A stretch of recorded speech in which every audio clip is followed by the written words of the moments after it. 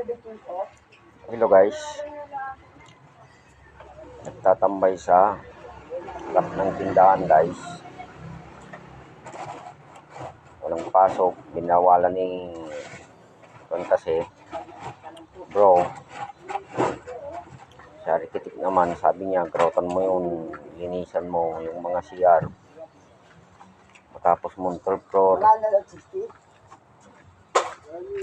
baba ka sa second floor. Tapos yung second floor, baba na naman. Wala, ayaw na talaga. Sip-sip na tao yung si bro. Guys, bumili kayo kung anong gusto nyo bilhin.